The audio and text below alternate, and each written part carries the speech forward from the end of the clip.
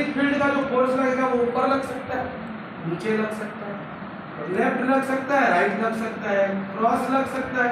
तो इस तरीके से ये एक इमेजिनरी ड्राइंग बन गया। तो इस इमेजिनरी ड्राइंग को हम लोग क्या बोल देते हैं, क्या बोल देंगे, electric lines of forces. Clear है कि नहीं है?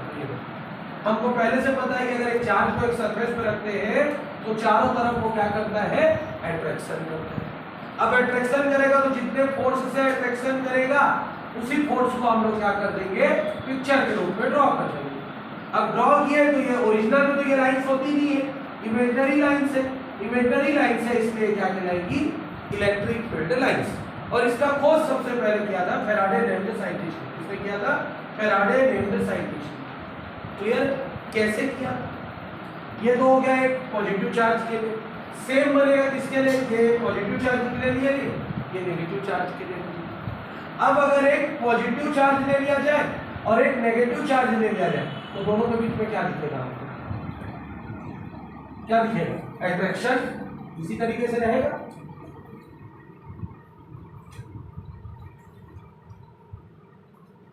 ये इस तरीके से ड्राइंग दिखता जाएगा। अब दूसरे तरफ इनका निकलेगा तो ऐसे बाहर निकलने लगेगा। क्लियर है? जब अपोजिट चार्जेस है तो दोनों के बीच में क्या होता है, अट्रैक्शन होता है। अट्रैक्शन होता है तो लाइन एक दूसरे की तरफ रहेगी, लेकिन बाहर में दोनों के अपोजिट चलेगा वो लाइन। और जब अगर हम लोग रिपल्शन देखेंगे, जैसे पॉजिटिव चार्ज को किसके पास रख दिया जाए, पॉजिटिव चार्ज के पास, तो लाइंस कैसी दिखेगी, दोनों मिलेंगी, अपोजिट जाएंगी, इन द सेंस इस तरीके से ये इधर आती रहेगी लेकिन ऐसी घूम जाएगी, आती रहेगी इधर घूम जाएगी। क्लियर है? ये इस तरीके से दिखाई देंगे अगर अपोजिट चार्जेस रहेंगे तो। अब सेम चार्जेस रहेंगे तो दोनों लाइन एक दूसरे में मिलती हुई दिखाई देगी। तो इस चीज को सबसे पहले पिक्चर के रूप में इन्होंने एक्सप्लेन किया फैराडे ने। और फैराडे ने एक इमेजिनरी लाइन ड्रॉ किया जिसको हम लोग क्या बोलते हैं, इलेक्ट्रिक फील्ड लाइंस या electric lines of forces.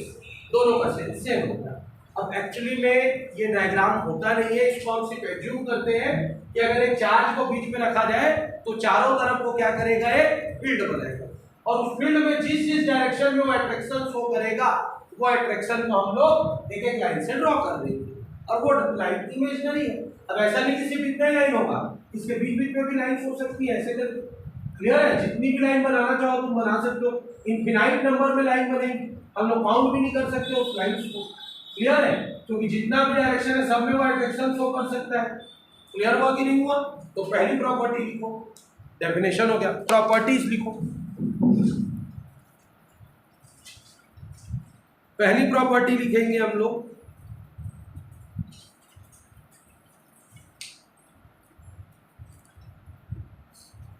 Field lines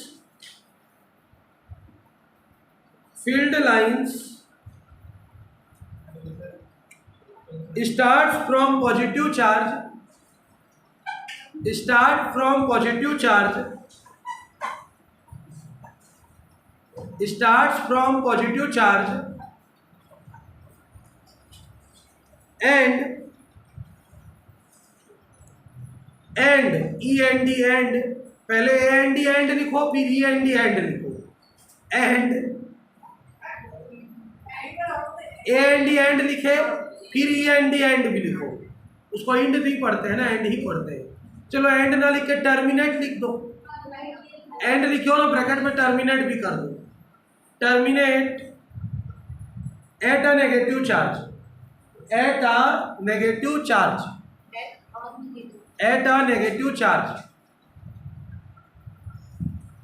इसका मतलब क्या है, जो इलेक्ट्रिक फील्ड लाइंस है वो पॉजिटिव चार्ज से शुरू होती है और किसकी तरफ जाती है, नेगेटिव चार्ज की तरफ।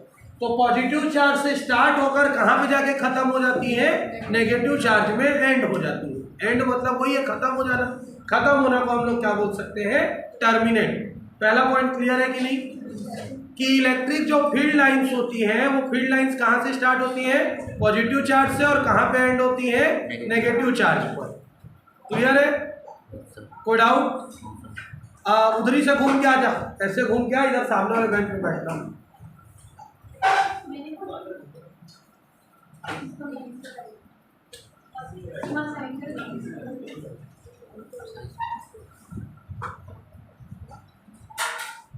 हो गया adjust? Can I move forward? Okay, question number point number second. पहला प्रॉपर्टी क्लियर है कि नहीं है? Second property, they are always normal to the surface of conductor, normal to the surface of conductor, they are always normal to the surface of conductor।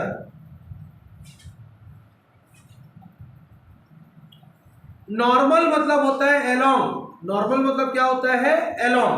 जैसे ये हमारा conductor है, इस कंडक्टर के ऊपर से निकल जाएगा नॉर्मल, ऐसे जाएगा तो क्या हो जाएगा? परपेंडिकुलर। इसको क्या बोलेंगे? 90 डिग्री। 90 डिग्री बन रहा है तो ये सरफेस है, और अगर लाइंस ऐसी जाएंगे तो इसको बोलेंगे परपेंडिकुलर नहीं। लेकिन हम लोग क्या बोल रहे हैं? नॉर्मल टू द सरफेस, मतलब जो इलेक्ट्रिक फील्ड लाइंस रहेंगी वो सरफेस पे बनेगी। किस पे बनेगी? सरफेस पे। तो इसको बोलते हैं नॉर्मल टू द सरफेस। तीसरा point, electric field lines never intersect each other, electric field lines never intersect each other. दो इलेक्ट्रिक फील्ड लाइंस कभी भी एक दूसरे को इंटरसेक्ट नहीं करती हैं। ड्राइंग को भी देख सकते हो, कोई सा भी लाइन एक दूसरे को इंटरसेक्ट नहीं कर रहा है। ठीक है? चौथा पॉइंट,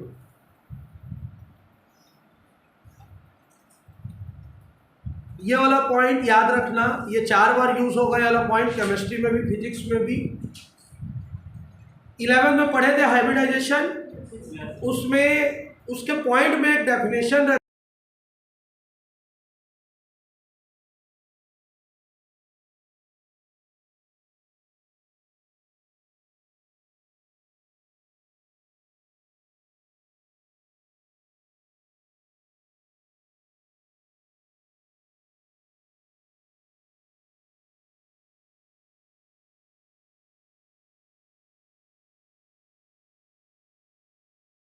ज्यादा, और जितना ज्यादा हम दूर जाते जाएंगे तो इलेक्ट्रिक लाइंस और फोर्सेस के बीच का गैप बढ़ गया। जब गैप बढ़ा तो यहाँ पर फील्ड कितना रहेगा? वी। समझ में आया कि ये चार्ज है, अब यहाँ से बहुत सारी ऐसी लाइन निकाली है तो यहाँ पर क्या रहेगा? इलेक्ट्रिक फील्ड का इफेक्ट ज्यादा। लेकिन जैसे जैसे आगे बढ़ते जाएंगे तो उनके बीच का गैप क्या होता जा रहा है? बढ़ता जा रहा है। तो यहाँ पर इलेक्ट्रिक फील्ड का इफेक्ट क्या रहेगा? कम। ये पॉइंट क्लियर हुआ? जहां पर नंबर ऑफ लाइंस इंटेंस रहेंगी, डेंस रहेगी, मतलब घना रहेगा। क्या रहेगा? घना। वहां पर इलेक्ट्रिक फील्ड का इफेक्ट क्या रहेगा? मोर रहेगा। और जहां पर क्या रहेगा? दूर दूर रहेगा, वहां पर उसका इफेक्ट क्या हो जाएगा? लेस। ठीक? तो देखो चौथा point, greater is the density of field lines, ग्रेटर is the density of field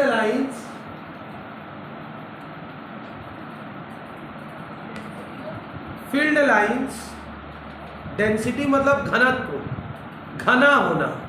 ठीक है? Comma, greater is the strength of electric field, greater is the strength of electric field, greater is the strength of electric field, greater is the strength of electric field. ये point clear है? चलो next point, they are always continuous in nature, they are always continuous in nature,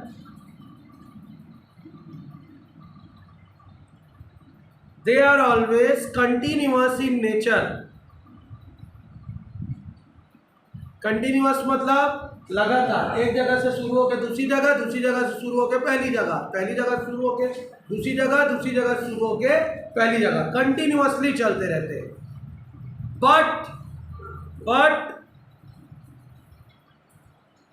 but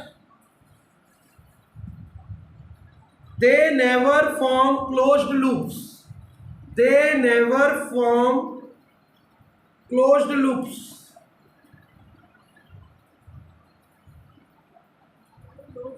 loops, LOOPS, loops मतलब जाल, मकड़ी का जाल जैसे होता है वैसी एक बंद जाल नहीं बनाता, इसका ओपन रहता है। पॉलीगॉन पढ़ते हैं ना, there are two types of polygon, closed polygon and open polygon. जैसे पेंटागन पढ़ रहे हैं, ये भी पेंटागन है और ये भी पेंटागन है, तो ये क्लोज्ड है और ये ओपन है। क्लियर है यहाँ पर तक? तो वैसी ही इलेक्ट्रिक लाइंस ऑफ फोर्सेस क्या रहती है, ओपन रहती है। ठीक, वो घूमेंगी तो जरूर, लेकिन कभी भी एक दूसरे में टकरा कर क्या नहीं होगी, क्लोज्ड नहीं होगी, वो ओपन रहता है। क्या रहता है? ओपन रहता है। इस चीज को याद रखना। इसीलिए आसानी से किसी की तरफ क्या झटका दे देता है, झटका देता है, छूते हैं तो अगर वो क्लोज हो जाएगा तो हमको झटका नहीं देगा, उसका सर्किट तो पूरा हो गया ना। जब हम लोग टच करते हैं तब उसका सर्किट पूरा होता है, तब हमको क्या लगता है, शॉक लगता है। अगर हम लोग छुएं और हमको शॉक नहीं लगेगा, मतलब उसका सर्किट पहले से क्या हो चुका है, पूरा पूरा पूरा हो चुका है, तब तो हमको शॉक नहीं लगेगा ना। अगर हम लोग टच करते हैं और हमको शॉक लगता है, मतलब हम सर्किट का हिस्सा हो गए और हमारे छूने से वो सर्किट पूरा हुआ, तब वो करंट हमारी बॉडी से होता हुआ अर्थ में जाता है, तब हमको शॉक लगता है। और अगर पहले से उसको उसमें पूरा सर्किट पूरा हुआ, उसको टच करोगे तब उसको शॉक नहीं लगेगा। इट मीन्स हम सर्किट का पार्ट नहीं है, वो क्लोज्ड है। लेकिन अगर हम उसको टच कर रहे हैं और हमको शॉक लग रहा है, मतलब हमारे शरीर से होता हुआ करंट किस में जा रहा है, अर्थ में जा रहा है, तो we are the part of circuit. तो वैसे ही ये क्या रहता है तुम्हारा, ओपन, और मैग्नेट वाला हो जाता है क्लोज। क्या हो जाता है वो, क्लोज। दोनों में अंतर। ठीक, अगला हेडिंग दो अपनी कॉपी में। हाँ, आप लोग आइए 4 बजे। Electric field lines,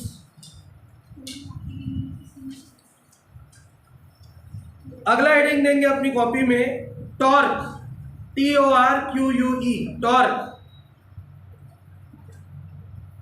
on a dipole in uniform electric field. Torque on a dipole in uniform electric field, IMP।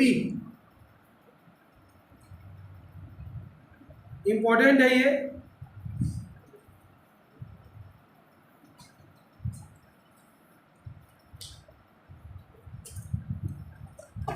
Torque on a dipole in uniform electric field. कोशिश करेंगे आज कंप्लीट करने का इस चैप्टर को, और कल से नया चैप्टर स्टार्ट करेंगे। 3 टॉपिक बचा था इसमें। Second, torque on rotating an electric dipole. अब मेरे को सबसे पहले ये बताओ, इलेक्ट्रिक डाइपोल होता क्या है? What do you mean by electric dipole? Maximum लोग डेफिनेशन गलत लिखे हैं टेस्ट में, बता दें क्या लिखा है। When two charges are kept very near, they in which one gives an force of attraction, by that the other charge get attracted. ऐसा है डाइपोल का डेफिनेशन नहीं। वो charge When two equal and opposite charges are kept very near to each other, then the system is called electric dipole. मतलब एक हम लोग system बनाए और उस सिस्टम में हम लोग 2 चार्जेस दे दें। एक क्या लेने, प्लस क्यू, एक क्या लेने, चार्ज को हम लोग ऐसे ही बता सकते हैं, एक पॉजिटिव चार्ज और एक नेगेटिव चार्ज, और दोनों को बहुत एक दूसरे के पास रखे। कितना पास रखे, 2l डिस्टेंस पे। तो ये हमारा सिस्टम क्या कहलाता है, इलेक्ट्रिक डाइपोल। इस इलेक्ट्रिक डाइपोल वाले सिस्टम को अगर यूनिफॉर्म इलेक्ट्रिक फील्ड में रख दिया जाए, इसमें रख दिया जाए यूनिफॉर्म इलेक्ट्रिक फील्ड में, मान लेते हैं कि हम लोग एक यूनिफॉर्म इलेक्ट्रिक फील्ड बनाते हैं। यूनिफॉर्म इलेक्ट्रिक फील्ड की इंटेंसिटी कितनी है, मान के चलते हैं E। अब इस E इंटेंसिटी वाले इलेक्ट्रिक फील्ड में हम लोग क्या लगा देते हैं, डाइपोल। क्या रख देते हैं, डाइपोल रख देते हैं। इसका क्या है, मान के चलते हैं +2, इसका क्या है, मान के चलते हैं -2। दोनों के बीच का डिस्टेंस कितना है, मान के चलते हैं 2l। इसको नेम दे देते हैं A, इसको नेम दे देते हैं B। यहाँ तक क्लियर है कि प्रॉब्लम ओके। अब हम लोगों को क्या करना है, इसको रोटेट करना है। क्या करना है, इसको क्लियर हो, रोटेट करना है। ये हमारा डाइपोल, इस डाइपोल को रोटेट करना है। कैसे रोटेट करेंगे, किस तरीके से, ये हमारा डाइपोल है। अब डाइपोल में तुमको फोर्स लगाना है, इसको रोटेट करना है, तो ऐसे रोटेट करेंगे। अब क्लास 11 में हम लोग पढ़ते हैं कि अगर ये ऑब्जेक्ट है, इस ऑब्जेक्ट को हमको रोटेशन करवाना है तो इसमें क्या लगाना पड़ता है, नीचे से परपेंडिकुलर फोर्स। और जब हम लोग नीचे से परपेंडिकुलर फोर्स इसको रोटेट करने के लिए लगाते हैं तो उसको क्या बोलते हैं, टॉर्क। तो टॉर्क का डेफिनेशन 11 से ही याद रखना। 11 में क्या बोला जाता है, अगर एक ऑब्जेक्ट ले लिया जाए और उस ऑब्जेक्ट को अपने एक्सिस पर, किस पर, एक्सिस पर रोटेट करवाना है, क्या करवाना है, रोटेट करवाना है, तो उस पर क्या लगाना पड़ता है, नीचे से परपेंडिकुलर फोर्स। क्या लगाना पड़ता है, नीचे से। और जब नीचे से अपन परपेंडिकुलर फोर्स लगा के एक ऑब्जेक्ट को रोटेट करवाते हैं तो इसको क्या बोला जाता है, फोर्स ना बोल के क्या बोला जाता है, टॉर्क। क्लियर है डेफिनेशन, व्हाट इज टॉर्क। अगर किसी ऑब्जेक्ट को अपने एक्सिस पे घुमाना है तो एक्सिस पे घुमाने के लिए उस पे नॉर्मल फोर्स नहीं लगाया जाएगा, कैसा फोर्स लगाया जाएगा, परपेंडिकुलर फोर्स लगाया जाएगा। तो जब हम लोग परपेंडिकुलर फोर्स एग्जर्ट करते हैं किसी ऑब्जेक्ट को घुमाने के लिए तो इसको क्या बोला जाता है, क्लियर। उसी तरीके से ये ऑब्जेक्ट है, इस ऑब्जेक्ट को हमको क्या करना है, रोटेट करना है। तो रोटेट करने के लिए इसके ऊपर क्या लगाना पड़ेगा, परपेंडिकुलर फोर्स। ये ऐसा लगा है तो ऐसे परपेंडिकुलर फोर्स लगाना पड़ेगा। तो जितना परपेंडिकुलर फोर्स एग्जर्ट करेंगे वो हमारा क्या कहलाएगा, टॉर्क। तो torque is equal to formula क्या बोलेगा, फोर्स इनटू परपेंडिकुलर डिस्टेंस। अब परपेंडिकुलर फोर्स तो होता नहीं, होता क्या है, फोर्स, और क्या होता है, तो परपेंडिकुलर डिस्टेंस। मतलब फोर्स हम लोग किस तरह से लगाएंगे, परपेंडिकुलर। क्लियर है। यहाँ पर मान के चलते हैं हमको कितना डिग्री में रोटेट करना है इसको, थीटा। तो हम लोग क्या करते हैं, ए से एक परपेंडिकुलर डाल देते हैं किस पर, सी पर, किस पर डाल देते हैं, और ये बीसी हो। क्लियर है यहाँ पर, कोई डाउट। एक ट्रायंगल बना, इन ट्रायंगल, क्या ट्रायंगल बना, ए बी सी, ये थीटा बना, थीटा के सामने वाला क्या कहलाता है, परपेंडिकुलर। तो sine theta is equal to क्या होता है, perpendicular upon hypotenuse. Sine theta is equal to perpendicular क्या हो गया, AC, कितना हो गया, परपेंडिकुलर AC, और हाइपोटेनस क्या हो गया, AB। So AC is equal to कितना हो गया, AB sin थीटा, और A से लेके B का डिस्टेंस को क्या मान सकते, सो AC इज इक्वल टू कितना हो गया, 2L sin theta. Equation number 1 ये समझ में आया कि नहीं है, आ गया। अब टॉर्क को किससे डिनोट करते हैं, टाउ। ये सिंपल है टाउ का, कई जगह पे ऐसे भी बोलते हैं, ठीक, तुम लोग ऐसा भी बोल सकते हो।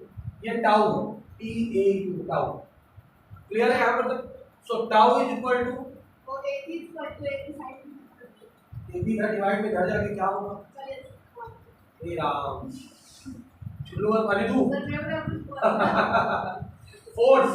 अब फोर्स को किससे डिनोट करते हैं, F, और परपेंडिकुलर डिस्टेंस को क्या लिखेंगे, AC। क्या लिखेंगे, परपेंडिकुलर डिस्टेंस को AC। So tau is equal to कितना हो गया, F इनटू AC की वैल्यू कितनी निकालिए, 2L sin थीटा। यहां तक क्लियर।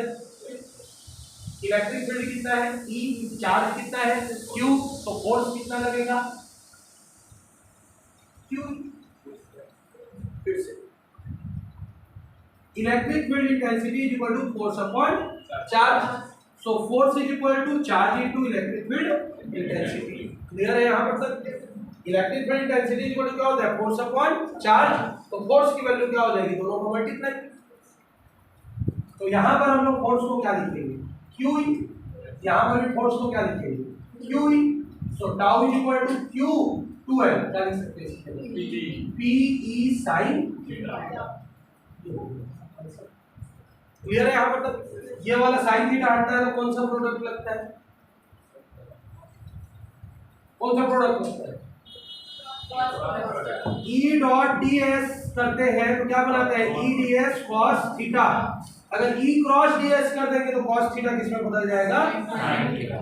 तो अगर sin थीटा दिया हुआ है तो उसका आंसर किसमें आएगा, vector tau is equal to vector P cross vector E। Clear है यहाँ पर तक, सॉल्व में आया कि नहीं है। तो अगर पेपर में आता है व्हाट डू वी, 3 नंबर का क्वेश्चन है इस चैप्टर का, क्या आएगा question, derive the formula of torque on rotating an electric dipole. तो हम लोग सबसे पहले क्या करेंगे, कंसीडर अ डाइपोल। एक डाइपोल कंसीडर करेंगे AB, और AB को किस पे प्लेस कर देंगे, एक इलेक्ट्रिक फील्ड में। इलेक्ट्रिक फील्ड की इंटेंसिटी कितनी है, E है।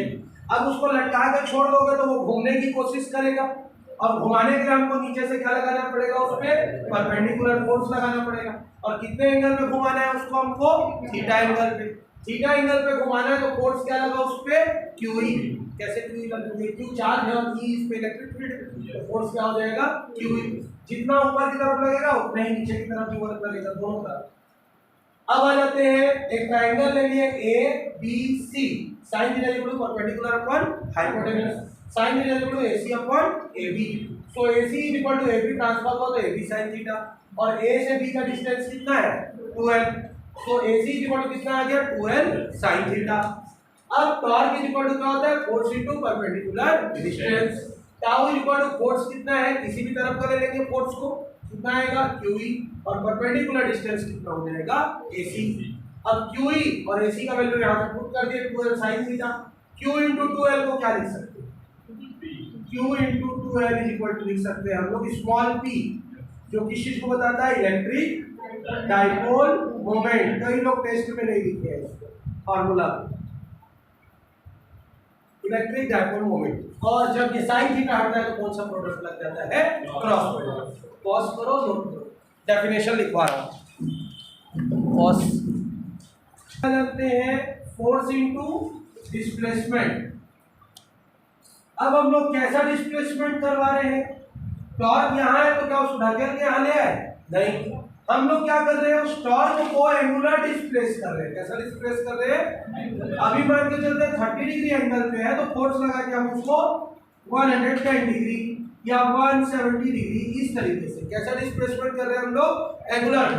टॉर्क जहां पे है, डाइपोल जहां पे है वहीं पे ही है, लेकिन सिर्फ उसका क्या चेंज हो जा रहा है, एंगल। क्या चेंज हो जा रहा है, एंगल। तो यहाँ पर जो डिस्प्लेसमेंट हो रहा है वो कैसा डिस्प्लेसमेंट हो रहा है, एंगुलर डिस्प्लेसमेंट। कैसा डिस्प्लेसमेंट हो रहा है, तो जो फोर्स लगेगा वो कैसा फोर्स लगेगा, टॉर्क। कैसा लग जाएगा, टॉर्क। क्लियर है यहाँ पर तक। घुमाने के लिए जो फोर्स लगता है उसको क्या बोलते हैं, टॉर्क। अभी पढ़ गए, घुमाने के लिए जो फोर्स लगता है उसको क्या बोलते हैं, टॉर्क। और घूम रहा है इसलिए डिस्प्लेसमेंट कैसा हो रहा है, एंगुलर डिस्प्लेसमेंट। तो वर्क जो निकलेगा वो क्या निकलेगा, torque into angular displacement. Clear है यहाँ पर। टॉपिक क्या है हमारा, वर्क डन। ये भी 3 नंबर का क्वेश्चन है। On rotating an electric dipole, एक इलेक्ट्रिक डाइपोल को रोटेट करना है। अब इलेक्ट्रिक डाइपोल को रोटेट करना है तो हमको क्या निकालना है, वर्क निकालना है।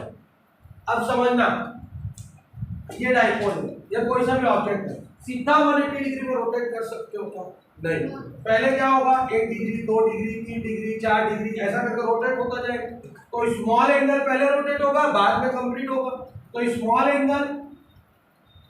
एंगल मतलब क्या हो जाएगा, थीटा का स्मॉल क्या होगा, डी थीटा। क्या हो जाएगा, फिजिक्स में डी का मतलब छोटा, थीटा मतलब बड़ा, डी थीटा मतलब स्मॉल। तो स्मॉल एंगल के लिए हम लोग क्या लेंगे, डी थीटा लेंगे। तो स्मॉल वर्क के लिए क्या लेना पड़ेगा, small work D W is equal to tau D theta. Clear है कि नहीं, definition. Work is equal to क्या होगा, टॉर्क इनटू एंगुलर डिस्प्लेसमेंट। अब स्मॉल ले रहे हैं तो वर्क को क्या लेंगे, डी डब्ल्यू, टॉर्क को क्या लेंगे, टाउ, एंगल को क्या लेंगे, डी थीटा। टाउ का फार्मूला क्या जानते हैं, बट अभी पढ़ गए, टाउ इज इक्वल टू कितना है, P E sine theta. Put कर दो तो D W is equal to कैसे लिखेंगे, P E sine theta D D. Clear. ये छोटा वैल्यू है, बड़ा करने के लिए क्या करेंगे, इसको इंटीग्रेट बोथ साइड्स।